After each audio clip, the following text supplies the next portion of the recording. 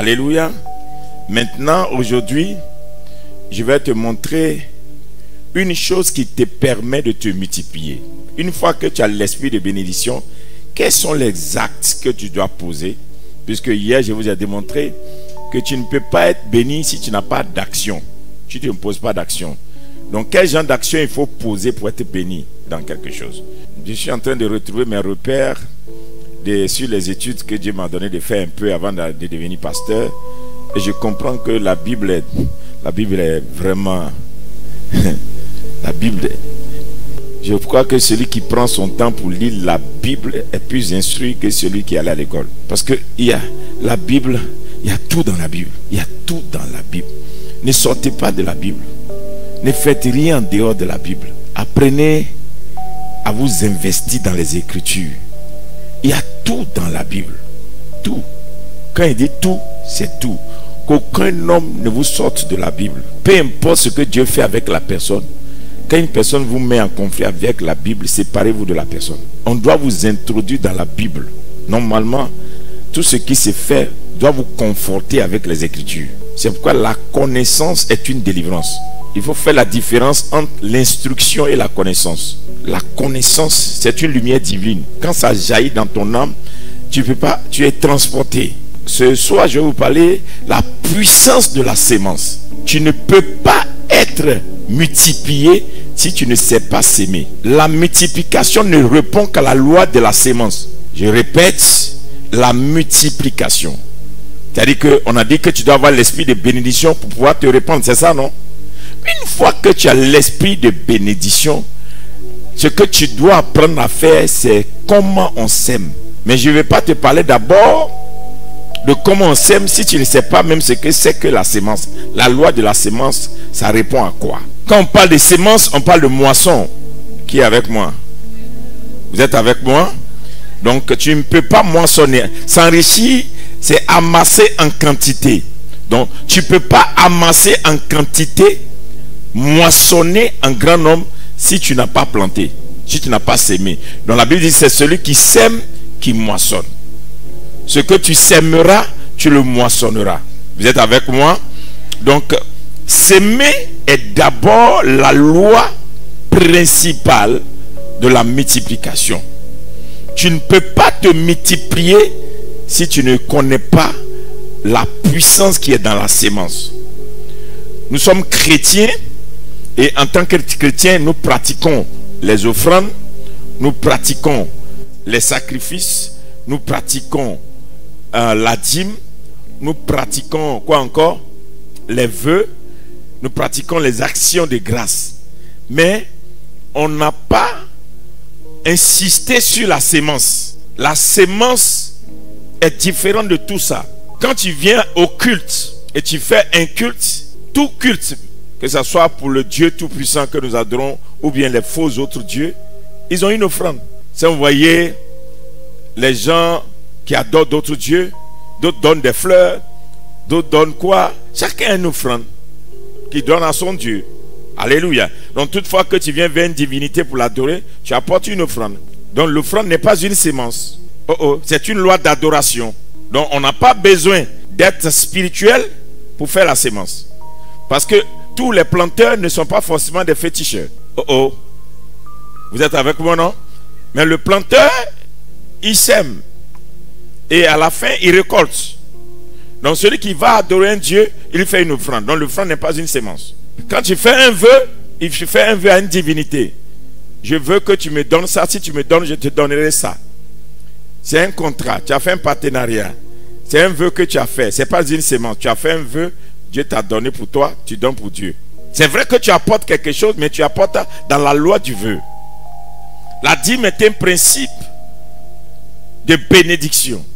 Dieu dit apportez à la maison du trésor et vous verrez si je vous passe sur vous les écrits des cieux. Donc quand tu apportes ta dîme, c'est pour que Dieu répande sur toi la bénédiction. Et cette bénédiction que tu as là doit t'aider maintenant à s'aimer. Vous êtes avec moi? Quand tu es dans la maison de Dieu et puis tu dis j'ai fait une action de grâce. L'action de grâce c'est que Dieu a fait quelque chose dans ta vie et tu veux lui dire merci. Donc tu apportes une action de grâce. Est-ce que vous êtes en train de suivre ça? Tu apportes une action de grâce. C'est un remerciement. Ça peut être en nature, ça peut être en argent, ça peut être en tout. Ce n'est pas une sémence. Jusque-là, ne dis pas j'ai sémé. Tu as remercié Dieu par ton action de grâce. Tu as donné ta dîme pour que Dieu répande sur toi la bénédiction. Tu as fait une offrande sacrificielle pour voir Dieu agir d'une manière puissante dans quelque chose, dans un domaine. Tu fais l'offrande de tous les dimanches ou bien chaque fois que tu viens dans la présence de Dieu pour dire que l'esprit que je suis venu adorer, que cet esprit soit sur moi. Et que les prières que j'ai faites, l'invocation que j'ai fait, que Dieu les exauce. Ce sont les rôles, c'est le rôle plutôt de tous ces types d'actions que tu mènes dans un culte. Maintenant, la sémence est différente. Vous allez comprendre tout à l'heure quand je vous enseigne. La Bible dit que quand tu fais une offrande là, tu dois venir dans la joie. Ou bien, amen. Mais quand on fait la sémence, on pleure.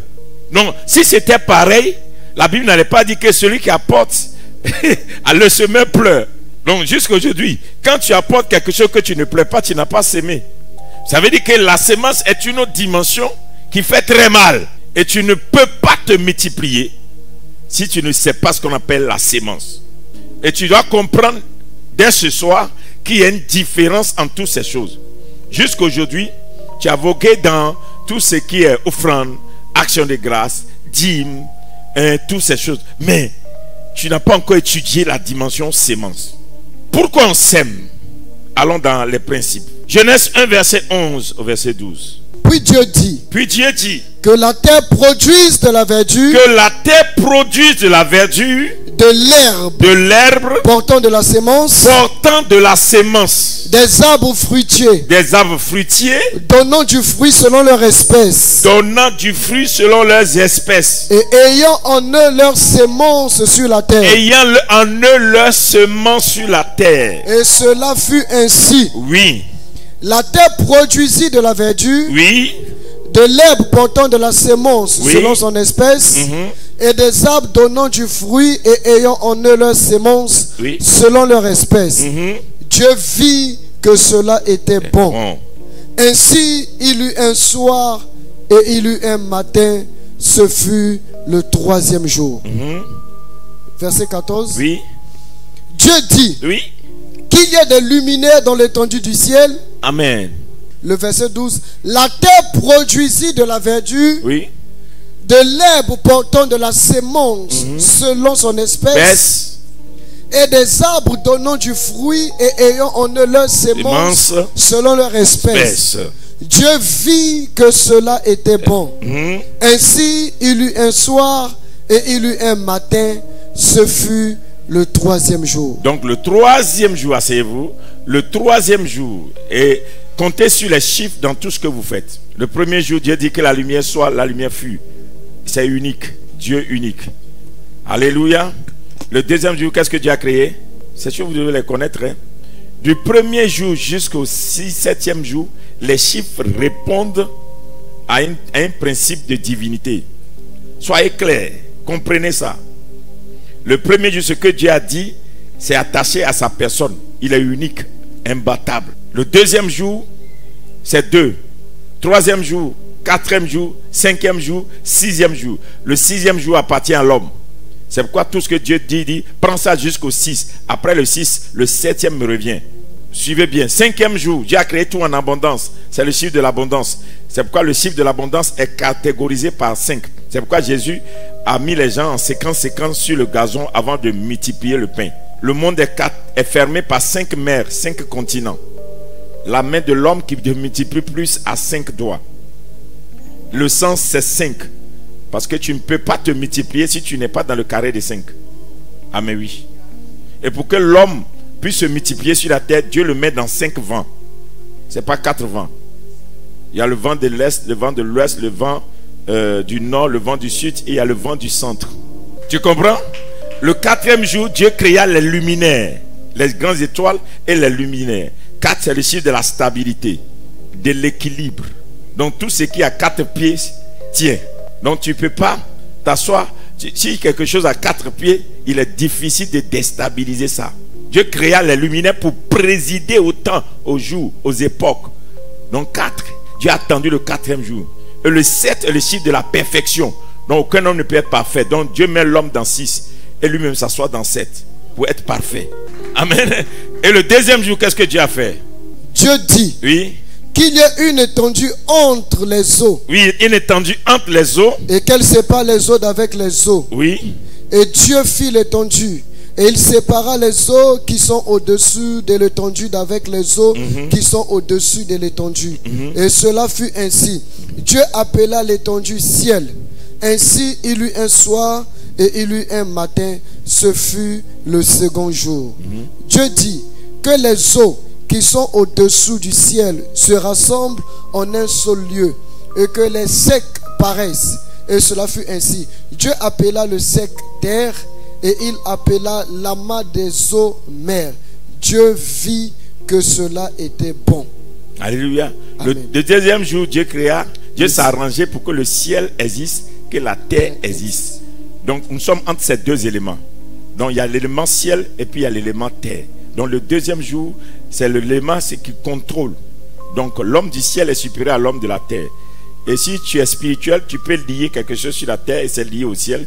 Tu peux délier sur la terre et puis c'est délié sur le ciel et c'est délié sur la terre. Le chiffre 2, alléluia, c'est le chiffre de la combinaison, de la puissance. C'est pourquoi les jumeaux sont puissants. Parce qu'ils ont les deux éléments. Ils ont l'élément ciel et l'élément terre. Vous suivez bien, non? Donc tous les chiffres parlent. Donc le 2 est le chiffre de la bénédiction. C'est pourquoi Jésus a envoyé ses disciples 2 à 2. Ses disciples, il les a envoyés 2 à 2. Pas seuls. En équipe de 2. Afin qu'ils puissent contrôler et le ciel et la terre. Avec l'évangile. Tu comprends un peu? Donc le troisième jour, c'est sur ça que nous on est. Le troisième jour maintenant, Dieu crée quoi? Dieu crée les herbes. Et il met la sémence à l'intérieur. Alléluia. Et il dit que tout ce qui a de la sémence, alléluia, tout herbe qu'il a créé doit avoir de la sémence. Et il trouva que c'était bon. Entre-temps, le chiffre 3, c'est le chiffre de quoi? C'est le chiffre de la puissance. Quand le corps, l'âme et l'esprit se mettent ensemble, ça dégage que la puissance. Si une chose se fait 2 fois, c'est qu'elle va se produire une 3e fois. Il n'y a pas de 203. C'est ce que vous avez l'habitude de dire, non? Alléluia. Donc, pour rentrer dans la puissance, il faut le 3. C'est pourquoi quand vous allez lire dans les Écritures, vous allez voir, au 3e jour, 3e année de... C'est pourquoi quand tu fais 3 jours de jeûne, à sec, sans manger, sans boire, tu dégages quelque chose. Parce que ton esprit, ton âme et ton corps ils ont une connexion. Vous comprenez un peu? Donc, les chiffres parlent. Donc, il ne faut pas prendre pour jouer. Dans le monde de l'esprit, alléluia, dans le monde spirituel, il y a 1 jusqu'à 7. Et tout le reste qu'on fait là, c'est une multiplication. Parce qu'il n'y a pas d'ajout, il n'y a que des multiplications. Donc 12 est multiplication. 24 est multiplication. 14 est multiplication. 21 est multiplication. Donc les chiffres que vous voyez dans la Bible, où on dit 14, 12, c'est la multiplication de ce qui est 1 à 7. Dans le monde de l'esprit, il n'y a pas 8, il n'y a pas 9. 9 est une multiplication.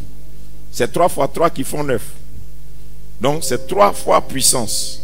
Tu comprends un peu? Maintenant, dans le monde de l'esprit, s'il doit y avoir 9, Dieu fait un commencement. Un nouveau commencement. Donc c'est pourquoi le chiffre 8 qui devient 1 encore, c'est un chiffre du nouveau commencement. Donc une fois que 8 apparaît dans ta vie, ça veut dire que Dieu veut commencer quelque chose de nouveau. C'est pourquoi quand Dieu a fini de détruire la terre, il y a eu que Noé et ses 3 enfants, les 3 enfants de Noé, c'est ça non? Je vous ai parlé tout à l'heure de quoi? La puissance.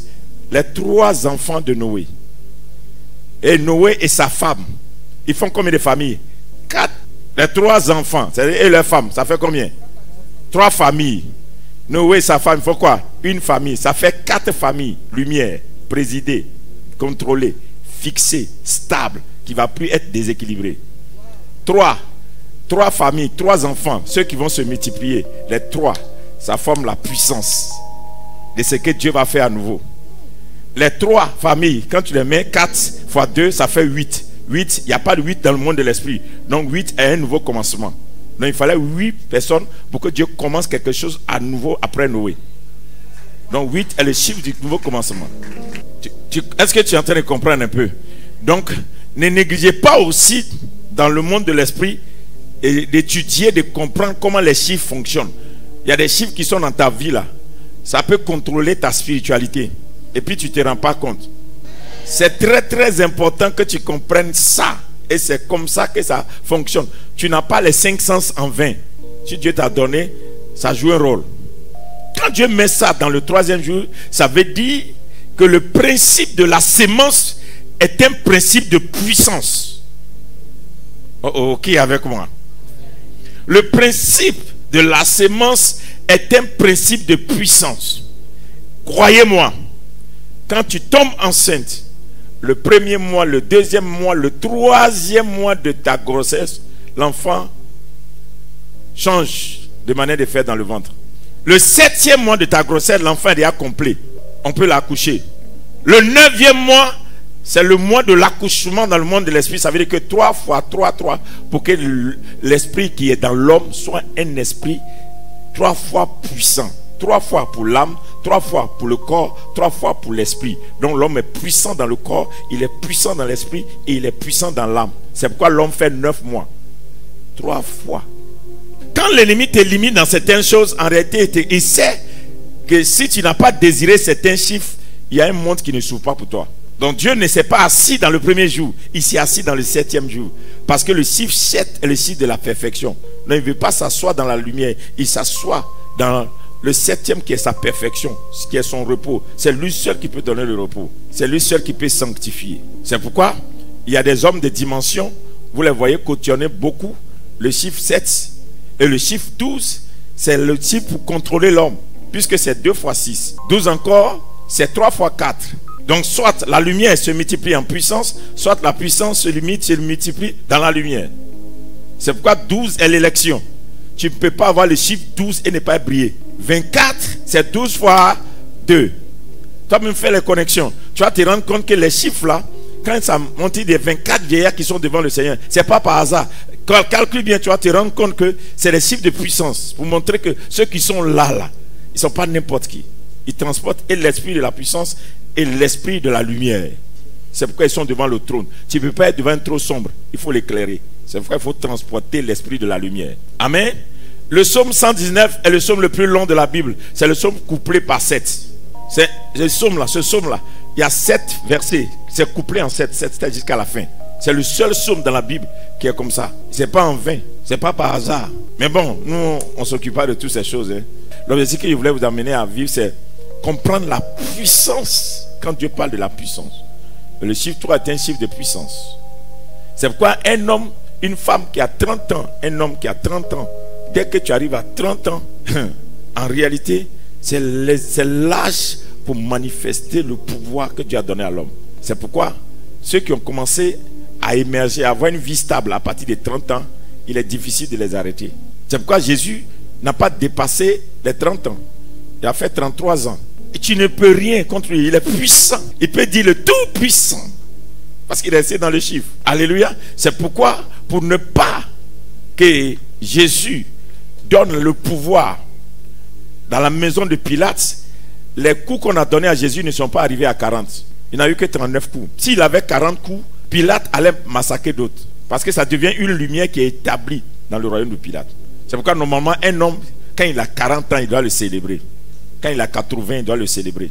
Parce que 40 c'est la lumière, 4 c'est la lumière, 4 c'est la lumière, 4 c'est la lumière, c'est l'équilibre. 4 c'est le temps de présider, de dominer, d'influencer. Oh, quelqu'un est en train de comprendre un peu? Donc l'Afrique a été dominée jusqu'à quand l'Afrique est rentrée dans 40 ans. On les a dominés pendant. Après 40 ans, les pays africains ont commencé à changer de visage. Les gens ne pouvaient plus les coloniser en tant que tels. 50 ans, ils doivent être libérés, selon les Écritures. Mais maintenant, les gens ne peuvent plus tenir l'Afrique comme ils tenaient il y a un avant. Ce n'est pas parce qu'ils veulent, mais parce que la loi des chiffres les a frappés. Ils ne peuvent plus dominer parce que la loi des chiffres gouverne avec l'homme. Oui, la loi des chiffres gouverne avec l'homme. Et c'est un principe, je ne sais pas pourquoi je parle de ça ce soir, j'étais venu pour autre chose. Mais c'est un principe que tu devrais comprendre.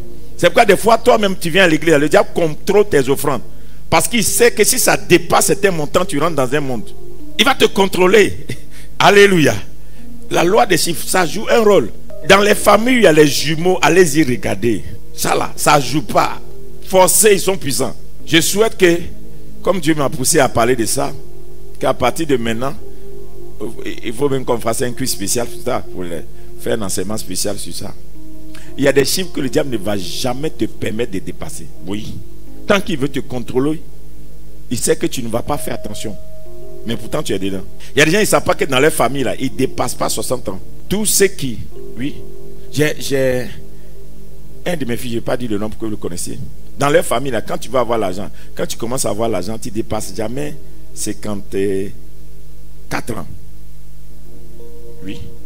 Après 54 ans, tu meurs. Parce que les sacrifices qu'ils sont allés faire là, on leur donne des chiffres. J'ai un âge limite, tu ne dois plus tenir. Et il y a des gens, ils ne savent pas comme ça que le diable les a limités par des chiffres. Et les gens, ils prennent ça pour une coïncidence. Même les naissances, quand tu veux programmer quelque chose, il le programme tellement bien et que vous ne pouvez pas vous rendre compte. Moi, je ne savais même pas. Un jour, le Saint-Esprit me dit, mais regarde comment j'ai fait accoucher tes enfants. Il dit, mais c'est toi qui as accouché mes enfants ou bien c'est leur maman. Il dit, non, c'est moi qui ai fait accoucher tes... Il dit, comment ça? Il dit, regarde, les mois, on est dans un carré. Moi et puis mes enfants, nous sommes dans les mêmes carrés. C'est-à-dire qu'on transporte les mêmes étoiles. Personne ne dépasse son camarade. Pourquoi? Le plan de ta vie, c'est géré par Dieu. Donc quand tu demandes quelque chose à Dieu, il peut ne pas te donner dans ton temps. Il donne dans son chronogramme pour que tu sois dans ses calculs. Si Dieu a mesuré la terre, il connaît les mesures de la terre. C'est pas les chiffres qu'on mesure. Parce que c'est pourquoi négliger les mathématiques, c'est se négliger. On vous a fait croire que connaître le français est mieux qu'être mathématicien. Un mathématicien, il tourne. Et d'ailleurs, si tu connais les mathématiques, tu parles bien le français. Alors que si tu parles le français, tu peux ne pas connaître les mathématiques. Le mathématique, c'est le raisonnement. On dit la science exacte. Ou bien, c'est-à-dire que tu as trouvé la réponse, on te donne ta note. Mais en français, là, le gars te corrige selon lui, sa compréhension. En temps, la Bible dit que la fin de tout chose vaut mieux que son commencement. Donc pour Dieu, là, c'est la fin. Donne-moi le résultat, tu as ça. Pour l'homme de langue, tu n'as pas bien exprimé, tu n'as pas fait la conjugaison, la grammaire n'est pas correcte. Non, il te corrige comme il veut. Mais Dieu, c'est un mathématicien. Tout est calculé. Donc jouez aussi avec les chiffres. Dans votre vie, dans tout ce que vous faites. C'est pourquoi à un certain âge, s'il y a certaines choses qui se passent dans ta vie, il faut te poser la question, pourquoi ça? Pourquoi ça? Pourquoi ça? Donc tu vas comprendre plus tard quand on va rentrer dans le monde de l'esprit. Seigneur, tu m'as pris des minutes pour parler des chiffres. Qu'on pense le reste au nom de Jésus. Amen. On n'était pas venu pour ça, mais bon, le Seigneur a voulu qu'on parle de ça.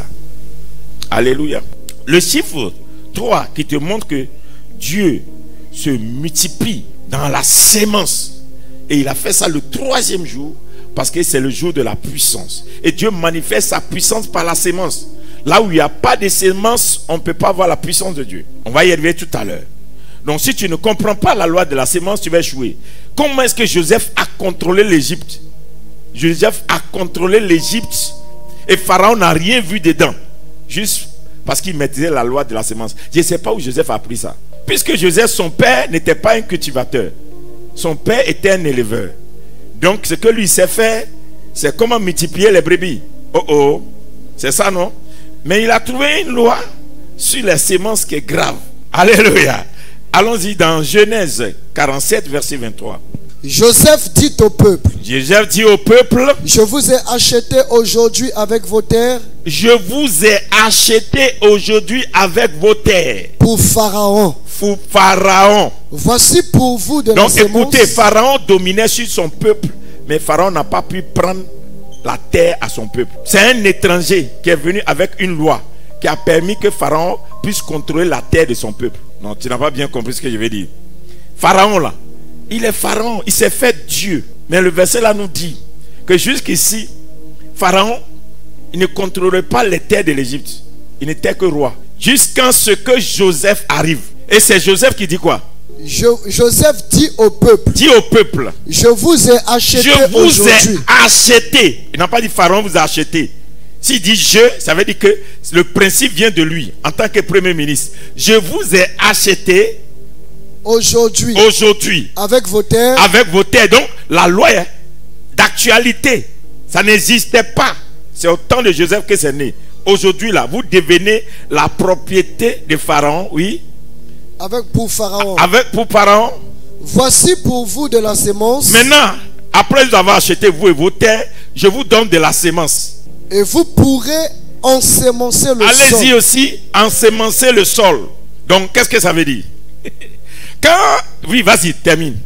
Verset 24. Oui. À la récolte, vous donnerez un cinquième à Pharaon. Vous donnerez 5%.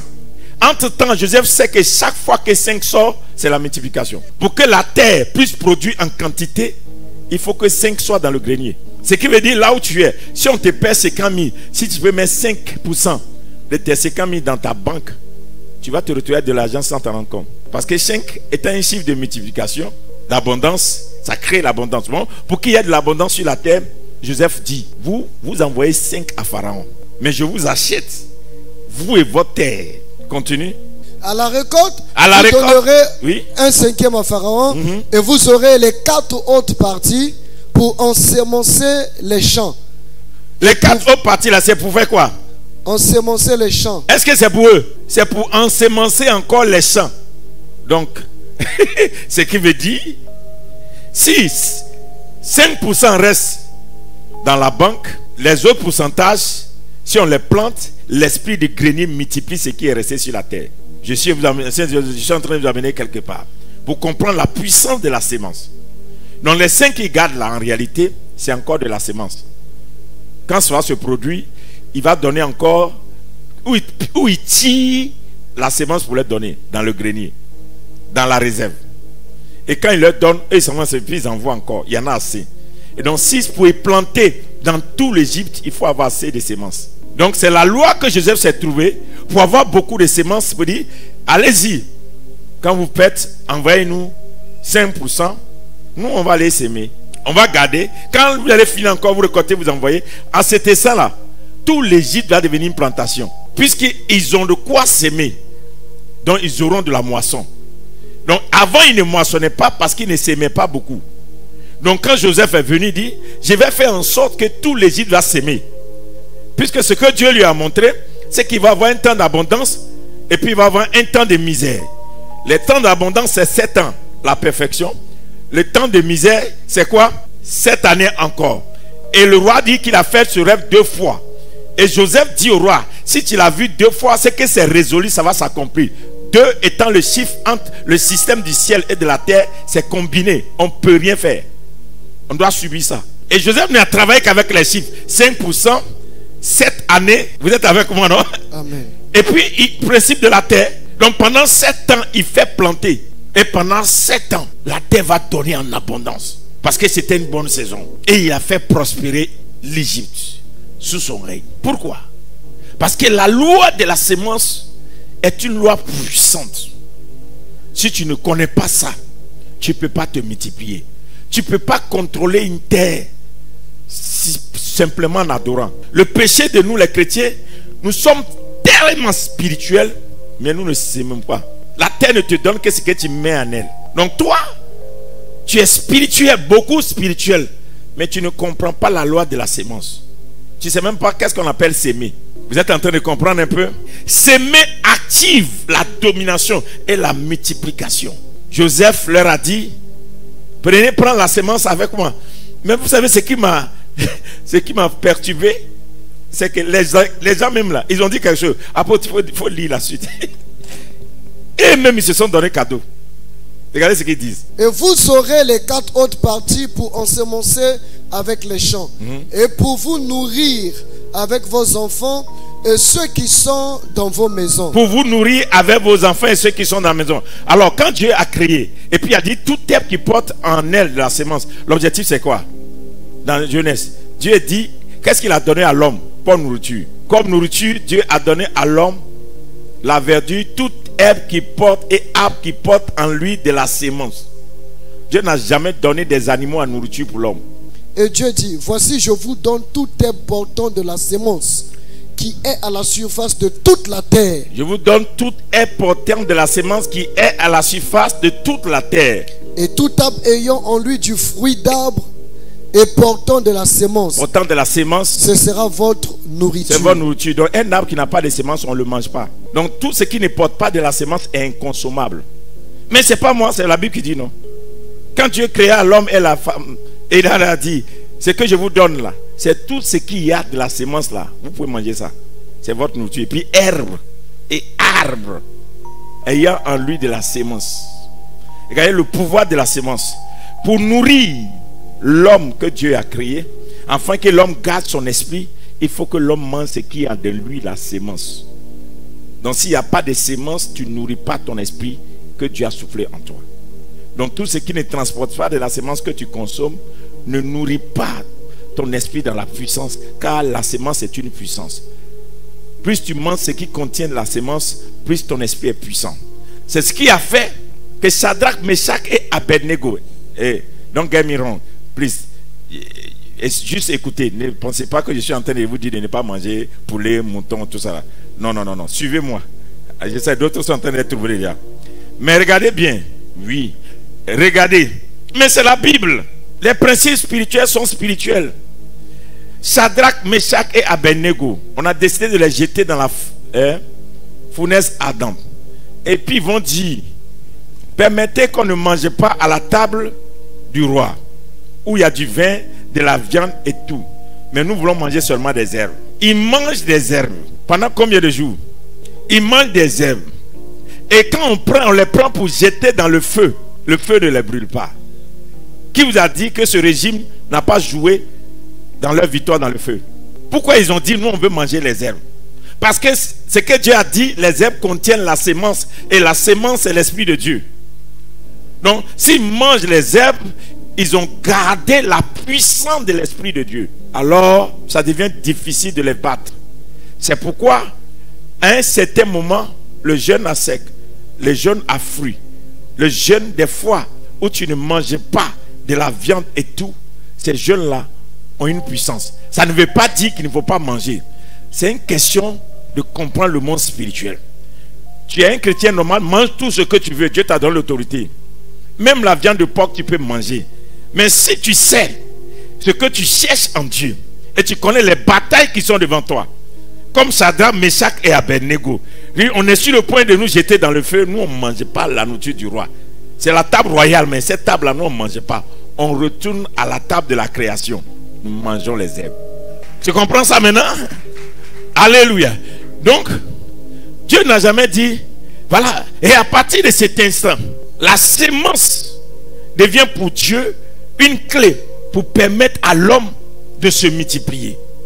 Pourquoi Dieu l'a donné de prendre la sémence, de manger les herbes? C'est à cause de l'accouchement. C'est à cause de la facilité d'engendrer. Laissez-moi vous dire, je vous dis la vérité. Moi, je ne suis pas un pasteur inculte, enfermé, qui dit c'est ce que la Bible a dit, c'est ce que l'école théologique a dit. Non. Mon esprit est ouvert. Je lis la Bible. Et puis Dieu me communique aussi. Et puis j'apprends. Vous arrivez au Nigeria. On allait étudier au Nigeria, dans une ville du Nigeria où les gens ne font que des jumeaux. Qui a regardé le documentaire? Oui, tu as regardé le documentaire. Pourquoi ils font beaucoup de jumeaux là-bas? Parce qu'ils mangent beaucoup de feuilles là-bas. Oui, c'est prouvé. Allez-y sur internet, tapez, vous allez voir le village où les gens font beaucoup de jumeaux. Il y a des nourritures qui facilitent l'enfantement. Écoutez, laissez-moi vous dire. Est-ce que vous avez vu un palais présidentiel où il n'y a pas de fleurs? Les fleurs n'existent pas seulement pour leur beauté. Les fleurs ont un langage. L'homme doit vivre en environnement avec les feuilles.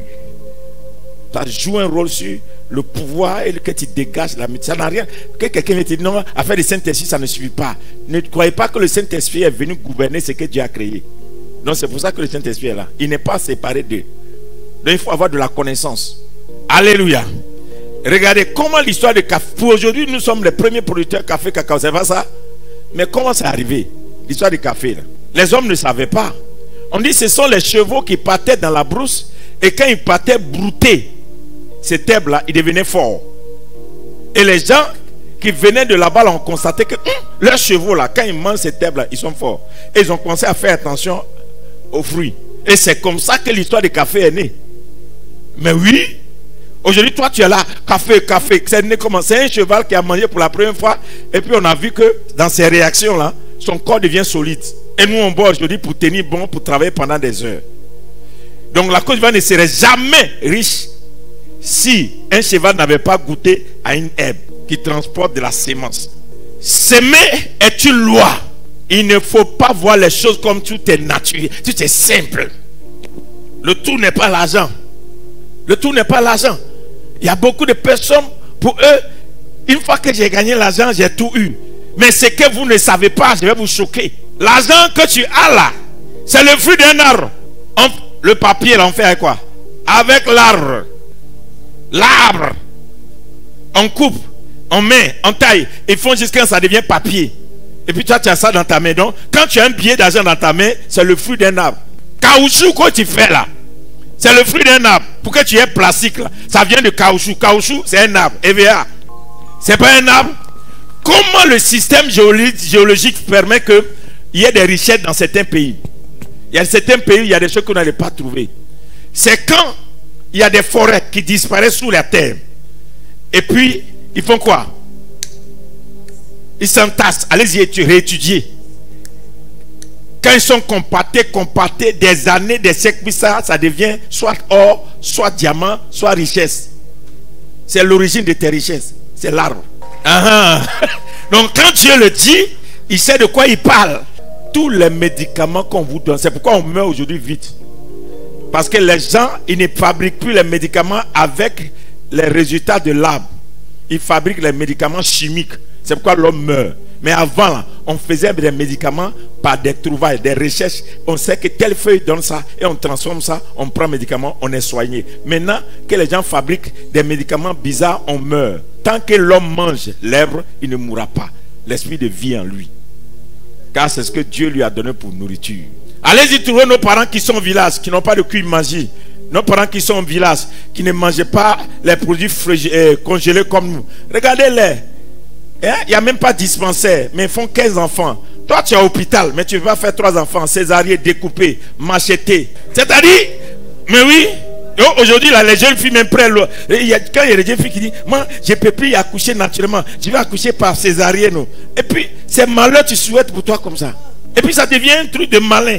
Et puis, tu ne te rends pas compte que c'est une condamnation que le diable a mis sur l'homme. Dieu n'a jamais voulu qu'on découpe l'homme comme ça. Mais tu t'es une fois posé la question. Celui qui est au village et puis il a 15 enfants là. Et puis il n'y a pas de dispensaire dans ce village là. Ils ont fait comment? Ils connaissent des feuilles que toi tu ne connais pas. Tous les peuples qui se multiplient, regardez-les dans leur assiette. Chez nous ici là, regardez, nos parents du nord, ils mangent feuilles. Nos parents baoulés, ils mangent feuilles. Regardez-les, ils se multiplient vite. Les autres là, on mange quoi? On mange mal. On se multiplie difficilement. Je ne choque pas, c'est la vérité. Donc, ta vie est dans ce que tu manges. Est-ce que le Saint-Esprit a parlé à quelqu'un? Ta vie est dans ton ancien, c'est que tu manges, ta vie est dedans. Donc, toi, tu te dis, je mange, là, c'est une nourriture qui coûte très cher, ça fait 500 000, et puis tu le goûtes, c'est quoi? Tu ne connais même pas l'origine, tu te l'as mangé. La sémence, c'est ça qui fait que tu produis. Donc, si tu n'as pas de sémence, tu ne te multiplieras pas. Tu ne vas pas aller loin. Quelles sont belles tes tentes, ô Jacob. Oui. Tes demeures, ô Israël. Oui. Elles s'étendent comme des vallées, oui. Comme des jardins près d'un fleuve, comme des aloès que l'Éternel a plantés. Aloès, c'est dans la Bible. Comme des aloès que l'Éternel a plantés. On n'a pas dit que les hommes ont planté. Dieu a planté l'aloès. Oui. Comme des cèdres le long des eaux. Le cèdre, donc quand Dieu met un arbre dans son nom là, il faut aller étudier qu'est-ce que ça fait. Tous les arbres bibliques, retournez les étudier, vous allez me dire. Verset 7. Oui. L'eau coule de ses seaux. Oui. Et sa sémence est fécondée par d'abondantes eaux. Sa sémence est fécondée par d'abondance d'eau. Donc, la sémence est fécondée par l'eau. Donc, là où il n'y a pas de sémence, l'eau est inutile. La sémence est fécondée par l'eau. Donc, si tu cherches l'eau, tu n'as pas de sémence. Pourquoi tu cherches l'eau? Le rôle de l'eau, c'est de féconder la sémence. Et l'eau est un des principes de l'esprit. L'eau, l'huile, le sang. Alléluia. Ce sont les principes de l'esprit. Donc, s'il n'y a pas de sémence, ça devient inutile d'avoir l'esprit. Parce que l'objectif de la présence de Dieu dans ta vie, c'est de féconder ce que tu as. Dieu dit, il te bénit. Dieu dit, quand Dieu créa l'homme et la femme, dit, soyez bénis, soyez féconds. Donc tu as l'esprit de bénédiction Maintenant, tu es fécond. Psaume 1 dit quoi? Qu'est-ce que Psaume 1 dit de l'homme? Heureux l'homme qui ne marche pas selon le conseil des méchants, oui, qui ne s'arrête pas sur la voie des pécheurs, oui, et qui ne s'assit pas en compagnie des moqueurs, oui, mais qui trouve son plaisir dans la loi de l'Éternel, oui, et qui la médite jour et nuit. Il est comme un arbre planté près d'un courant d'eau. Il est comme quoi? Un arbre planté près d'un courant d'eau, oui, qui donne son fruit, il donne son fruit en sa saison, et dont le feuillage ne se flétrit point. Donc l'eau donne à un arbre de toujours produire dans toutes les saisons, il ne meurt pas. Donc la présence de Dieu dans ta vie, c'est pour que la sémence que tu es, tu puisses produire. Mais le problème, il faut que tu comprennes d'abord qu'est-ce que c'est que la sémence. Si tu connais la puissance de la sémence, tu comprends maintenant pourquoi tu adores Dieu. Et que comment tu adores Dieu va changer. Tu ne sais pas que les choses que tu veux avoir sur la terre, là, Dieu te les a données. Mais c'est parce que tu ne sais pas comment les prendre. Comment tu peux recevoir l'onction, le Saint-Esprit en toi, l'onction en toi? Tu tombes tous les jours. Quand tu pries ici, là, tous tes voisins savent que tu pries. C'est comme nous, on est dans ce quartier. Et puis, on était là depuis, on n'évolue pas. Les gens du quartier, ceux-là même, ils font du bruit même. Dégagez-les. Parce que votre bruit ne produit pas. Mais quand ton bruit produit, on respecte ton bruit. Oh, quelqu'un n'a pas dit amen avec quoi? C'est-à-dire que Dieu veut que tu produises. Un chrétien qui ne produit pas est une malédiction. Matthieu 13, verset 34. Matthieu chapitre 13. Oui. Le verset 34. Oui. Jésus dit à la foule. Jésus dit à la foule toutes ces paraboles. Et il ne lui parlait point sans parabole. Afin que s'accomplisse ce qui avait été annoncé par le prophète. Oui. J'ouvrirai ma bouche en parabole. Je publierai des choses cachées depuis la création du monde. Donc les choses cachées depuis la création du monde, Dieu a toujours caché les choses. C'est pourquoi il faut avoir l'esprit de Dieu pour décoder ce que Dieu a caché.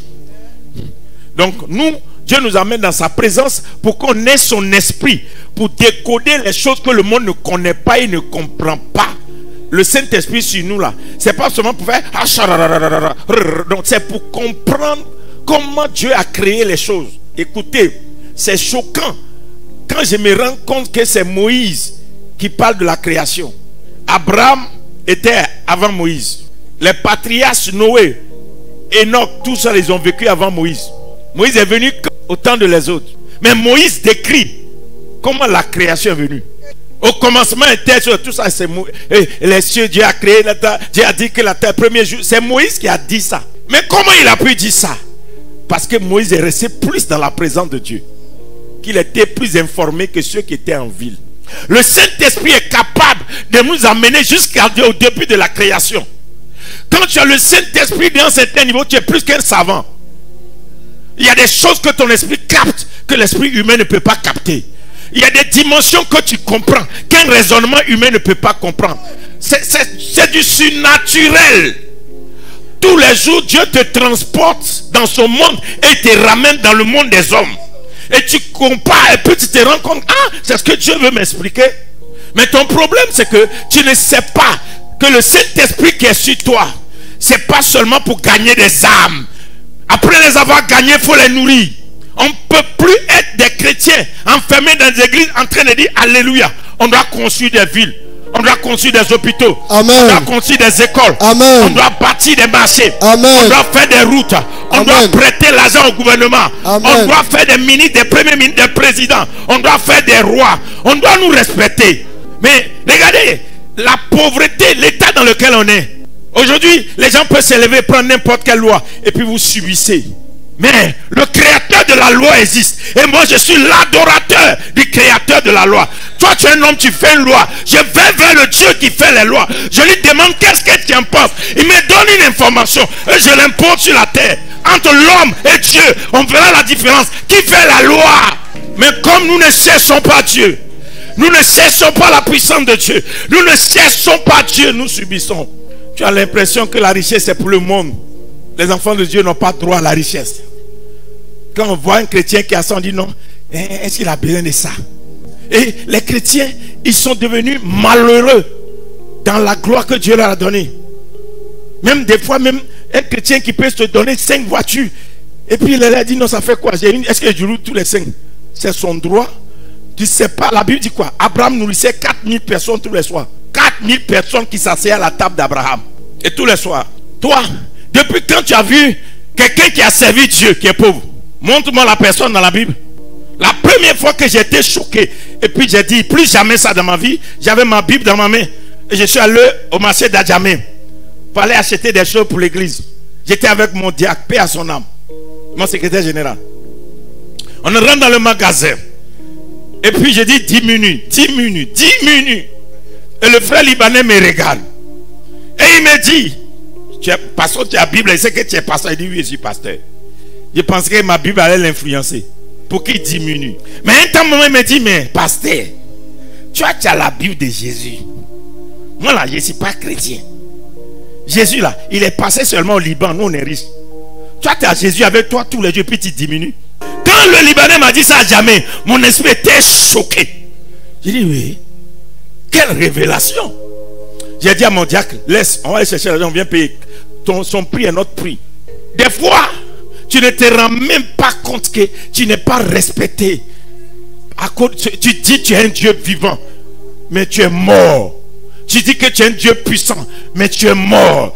Tu dis que tu es un Dieu à qui l'or et l'argent appartiennent, mais tu es pauvre. Tu es un Dieu élevé, mais tu es en bas. Tu es un Dieu qui est glorifié, mais toi, tu es les choses du bas. Tu ne démontres pas ton Dieu, parce que tu ne sais pas le chercher. Tu ne comprends pas que les principes divins, ça fait l'homme. Vous savez ce que Dieu est en train de faire avec moi dans ce pays? Si j'étais attaché à certaines personnes il y a longtemps, j'ai abandonné. On ne dit pas certaines choses qu'on est lié par certaines personnes. Mais Dieu, il ne viendra pas vers toi si tu ne le connais pas dans certaines dimensions. Regarde, toi, tu vas retourner encore ce soir. Tu viens d'écouter la parole, tu vas partir. Arriver là-bas encore, tu vas commencer à réfléchir. La fin du mois, comment je vais payer ça? On entend enfin ça, tu reviens encore. Tu ne crois même pas. Quand un homme de Dieu te dit, voici qui va t'arriver, tu dis, ah bon? Ah, on va voir. Parce que tu ne sais pas que la parole, on ne dit pas 2 fois quand on est rempli. On ne dit pas 2 fois une chose quand tu sais qui tu es. La Bible dit quoi? La parole ne sort pas, ne retourne pas à l'Éternel sans avoir accompli ce pourquoi elle a été envoyée. Donc si je lève ma main ce soir, et puis comme j'ai dit qu'il ne va pas pleuvoir parce que j'ai fini mes 4 mois, quelqu'un me regarde et puis me dit, mais toi tu es qui? Mais je suis le fils de Dieu, enfant de Dieu. Oh, non, et oui, j'ai fils de Dieu. Jésus est le fils de Dieu, je suis fils de Dieu. C'est pas fils de Dieu pour Jésus là. Hein. Coédicté avec Christ. Donc il ne faut pas aller dire qu'il est fils de Dieu. Pardonnez. Pardonnez. Laissez-moi tranquille. Amen. Mais en tant qu'héritier, co-héritier, ayant la parole en moi, si Josué arrêtait le soleil, je peux arrêter la pluie. Maintenant les gens me supplient, on dit il fait trop chaud maintenant, il faut diminuer. Non, pluie là même arrive jusqu'à ça, on va sonner puis ça retire. On va voir dans les météos jusqu'à ça retire. Ça n'a rien à voir avec une histoire de venir à l'église et lire la parole. C'est une question d'intimité avec Dieu. C'est une question de relation avec Dieu. C'est une question d'abandon avec Dieu. C'est une question de laisser Dieu te prendre entièrement. La sémence, c'est quelque chose. C'est comme si ton esprit n'est pas sémé, tu n'es pas multiplié en esprit. Je me rappelais dans une vidéo qu'on nous a donné le témoignage. On a vu même au temps du vieux Kakou Sévérin. Le vieux, il allait dans les îles quelque part et la tornade venait. Leur Caterina, quoi, la venait. Lui devait faire croisade. Et puis il s'est arrêté. Il dit, ça ne va pas venir. Les gens nous ont dit, mais pardon, toi tu viens de l'Afrique. C'est pourquoi quand les gens nous disent que les chrétientés, c'est le Dieu des Européens, ils disent, mais vous vous foutez de Jésus quoi? Oh, c'est le Dieu des Européens qui est Christ. Quoi? Européen même a jeté. Mais quand il s'est arrêté, il dit, toi retourne. Les météos avaient annoncé. On dit les heures qui ont commencé à suivre. L'ouragan est retourné. Et il a fait sa croisade. Tout simplement parce que un homme qui a une sémence de Dieu en lui respire Dieu. Et son souffle devient un souffle qui n'est plus un souffle ordinaire. Tu ne parles plus parce qu'un homme parle. Tu parles parce que la nature divine qui coule en toi est une inspiration divine. Et elle peut s'exprimer à la création. Tu vas retourner encore à la maison ce soir en train de te lamenter. Ésaïe 61, versets 1 à 3. Et comprends ça. Et il a dit dans ses principes, on reviendra dessus demain. Mais qu'est-ce que la sémence? Toi où tu es là, tu ne sais même pas que tu es une sémence. Qui sait qu'il est une sémence? Non, qui le sait? Mon point de chute, c'est ça. J'ouvrirai ma bouche en parabole. Oui. Je publierai des choses cachées depuis la création du monde. Maintenant, verset 36. Alors il renvoya la foule. Et oui. Et entra dans la maison. Ses disciples s'approchaient de lui et dirent, explique-nous la parabole de l'ivraie du champ. Du champ, oui. Il répondit, celui qui sème la bonne sémence. Celui qui sème quoi? La bonne sémence. Ça veut dire qu'il peut y avoir une mauvaise sémence.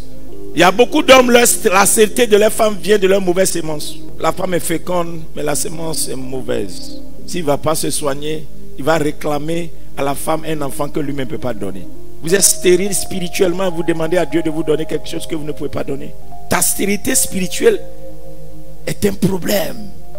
Il répondit, celui qui sème la bonne sémence, c'est le Fils de l'homme. Oui. Le champ, c'est le monde. Celui qui sème la bonne sémence, c'est le Fils de l'homme. Oui. Le champ, c'est le monde. C'est le monde. La bonne sémence. Donc ce monde-là est notre plantation. Celui qui sème la bonne sémence là, le semeur de la bonne sémence, c'est Jésus. Le champ, notre champ, le champ, le monde là, c'est le champ de Dieu. Côte d'Ivoire, Amérique, Japon, Bénin, Cameroun, Gabon, partout, c'est le champ de notre papa. Continue. La bonne sémence, ce sont les fils du royaume. La bonne sémence, ce sont les fils du royaume. Les fils, toi et moi là, nous sommes la bonne sémence de Christ. Yes. Est-ce que quelqu'un peut voir? C'est-à-dire qu'en réalité, nous sommes la bonne sémence de Christ. Oui. L'ivraie, ce sont les fils du malin. Ceux qui n'ont pas le droit d'être dans le champ là, ce sont les fils du méchant, les fils du malin. C'est eux l'ivraie. Ils cohabitent avec nous sur le territoire de notre Père. En réalité, eux, ils n'ont pas le droit d'être là. Ils sont livrés. L'ennemi qui l'a semé. L'ennemi, c'est l'ennemi qui l'a semé. C'est le diable. Oui. La moisson, c'est la fin du monde. La fin du monde, c'est la moisson. Les moissonneurs, ce sont les anges. C'est les anges, les moissonneurs. Alléluia. Ça veut dire quoi? Toi là, tu es la sémence de Jésus dans le champ de son Père. Toi et moi là, nous sommes la bonne sémence dans la bonne terre qui est ce monde. Donc ce monde est une bonne terre pour Dieu.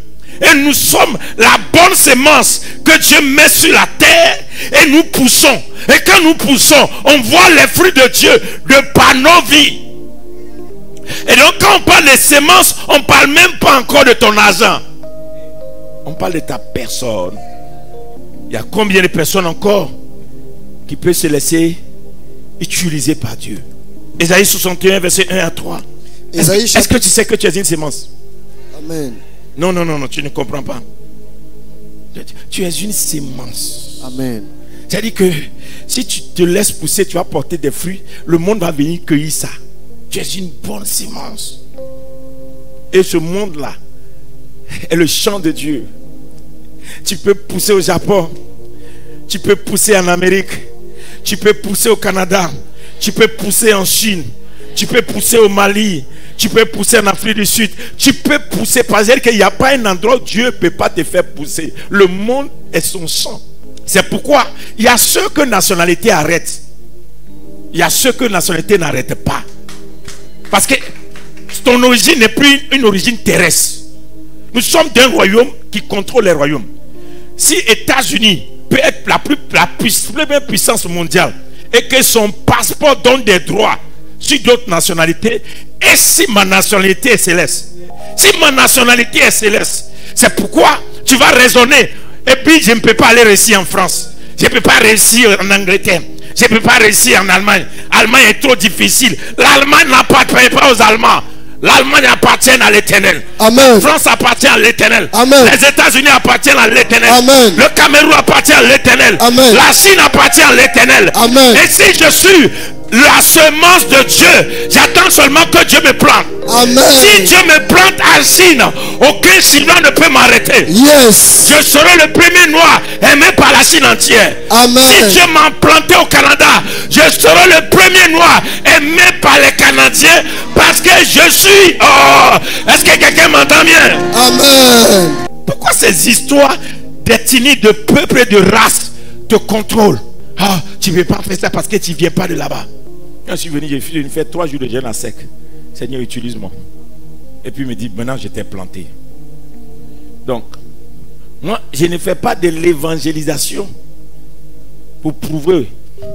Je fais de l'évangélisation parce que j'ai compris maintenant que le cacao peut être découvert au Brésil et produit mieux en Côte d'Ivoire.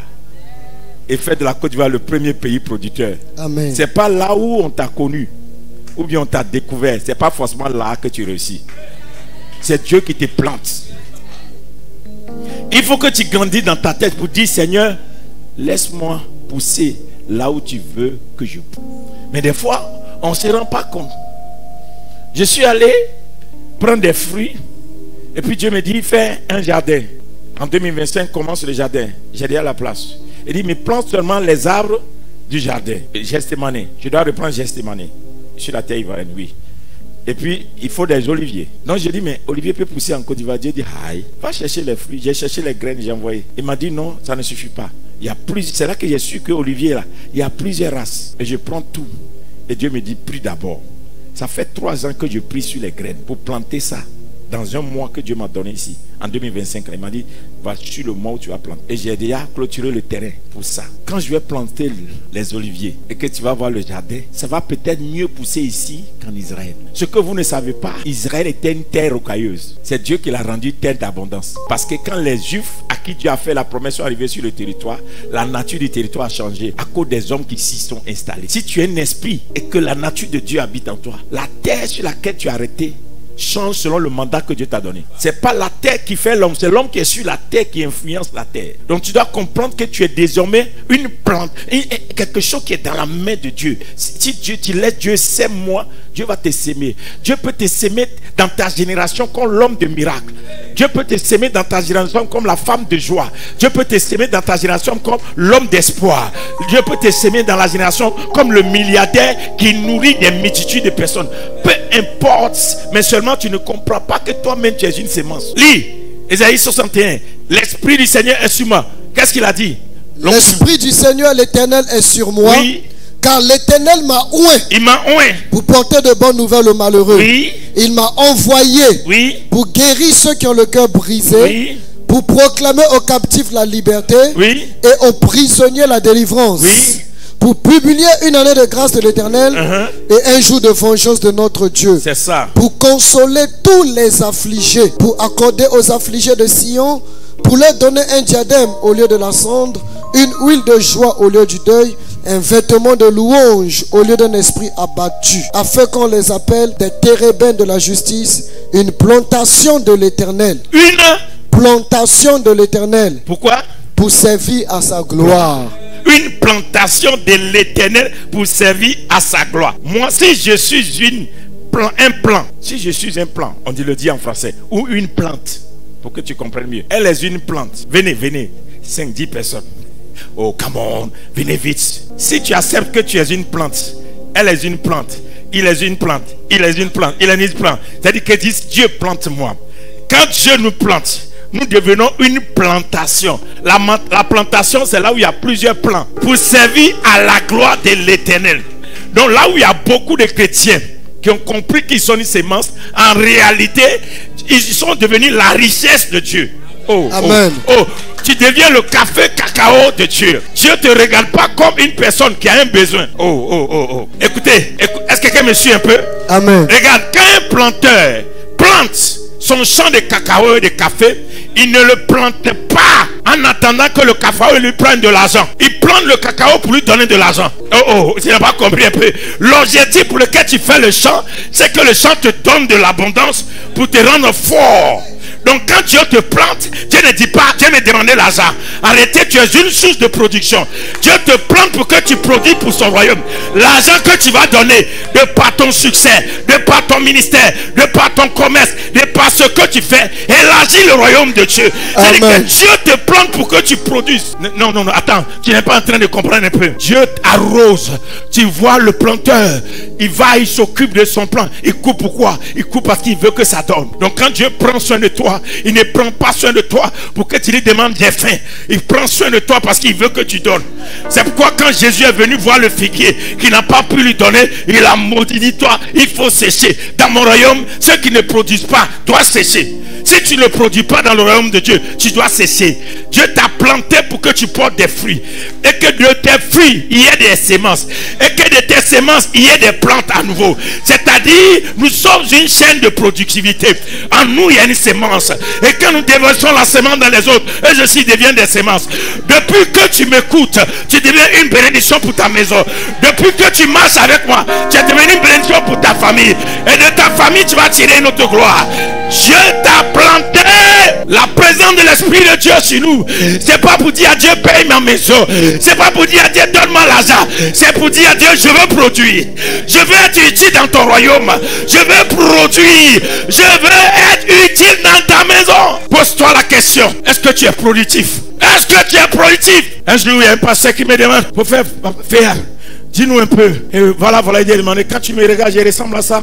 Je ne produis pas de ces genres de fruits. Je suis né pour donner de l'espoir, pour donner de l'avenir. Je ne suis pas né pour apporter aux gens des cris de malheur. À mes saisons, il n'y a pas de malheur. On transforme la malheur en bonheur. On transforme l'échec en succès. Parce que le fruit que je suis, ce n'est pas un fruit de malheur, c'est un fruit de bonheur. On ne trouvera pas de malheur sur mon arbre. Jamais, on ne trouvera pas. On ne le trouvera pas. Mais pose-toi la question, tu portes quel genre de fruit toi? Tu es chrétien, tu cherches le Saint-Esprit et puis tu ne produis pas. Tu ne produis pas.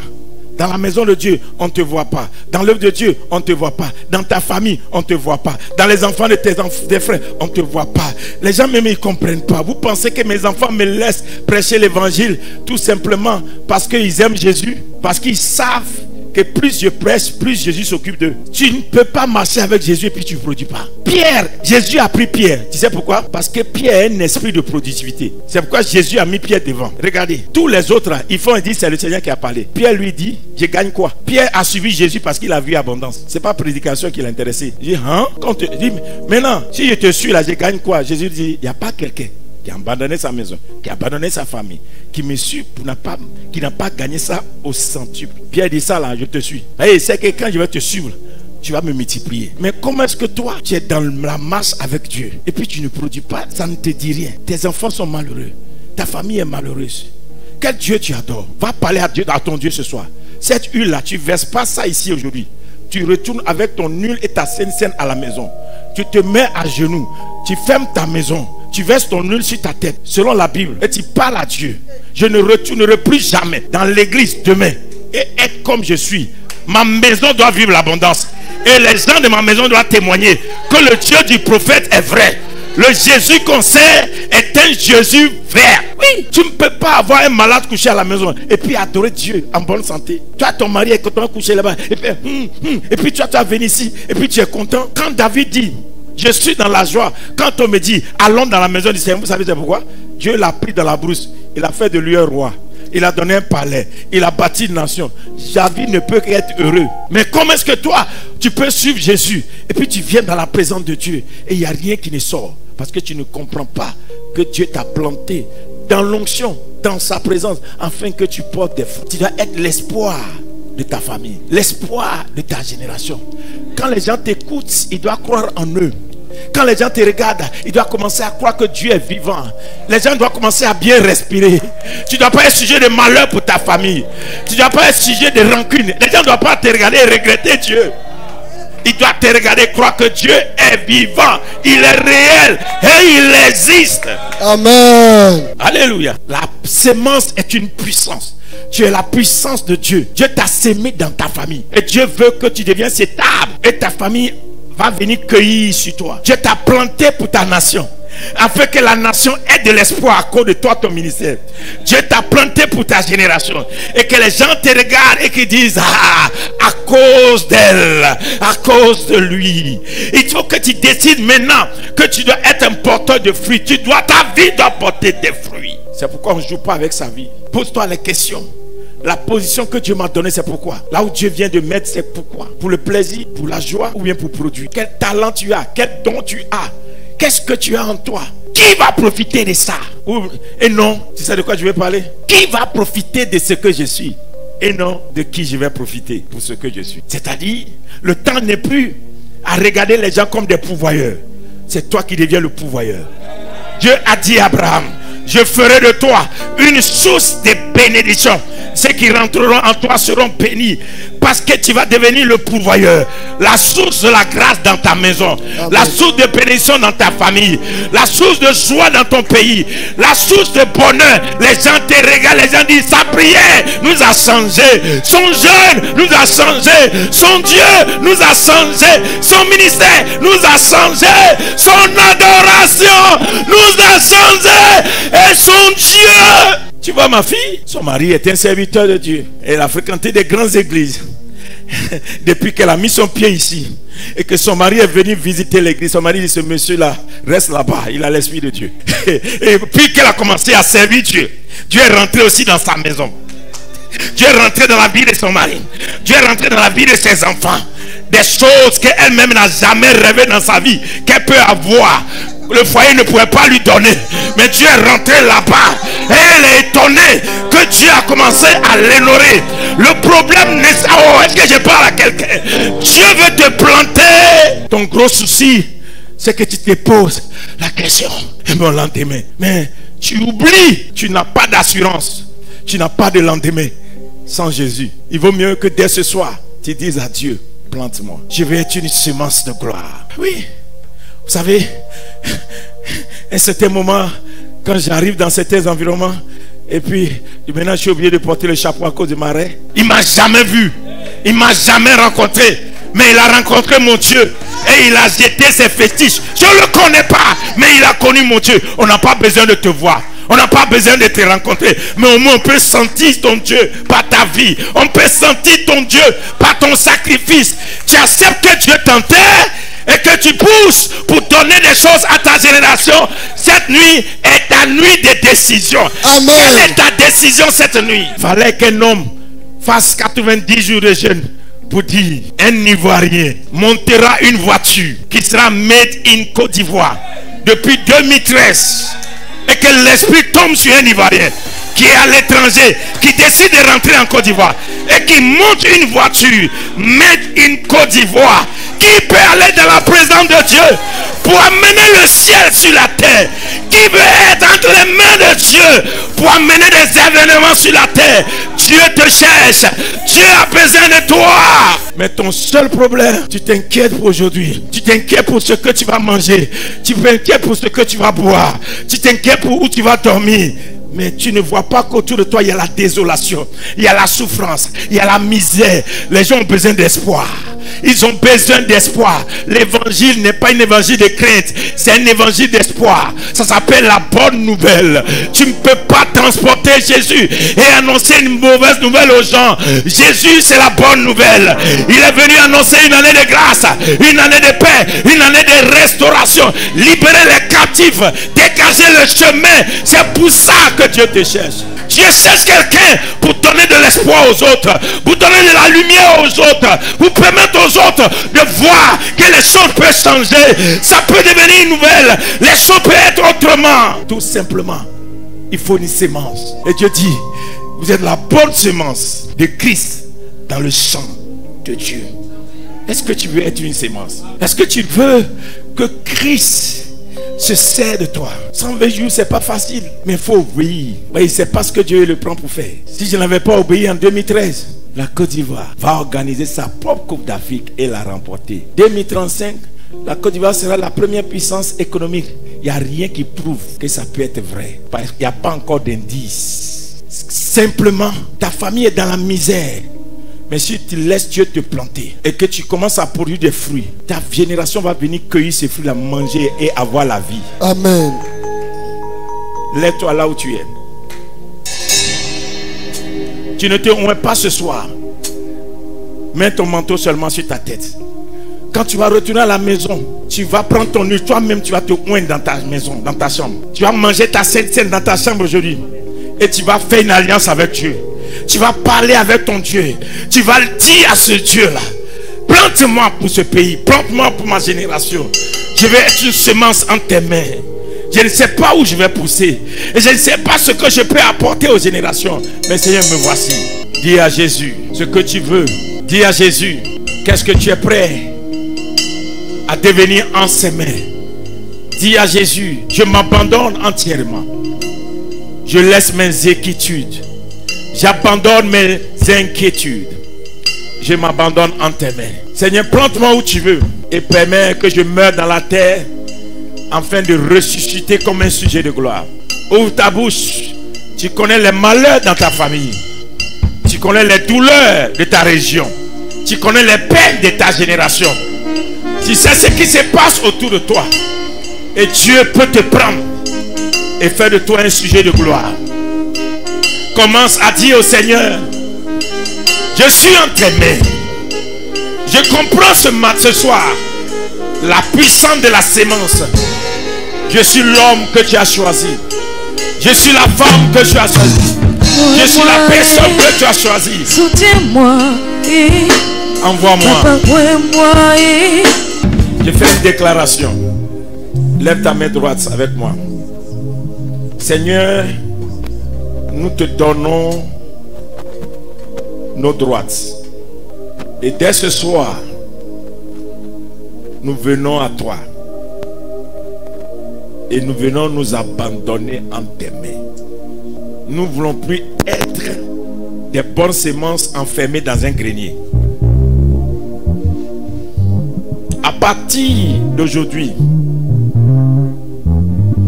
sors-nous du grenier et plante-nous. Enfin, que nos bras deviennent des bras de victoire pour ton royaume. Que tout ce que nous allons faire soit pour ta gloire.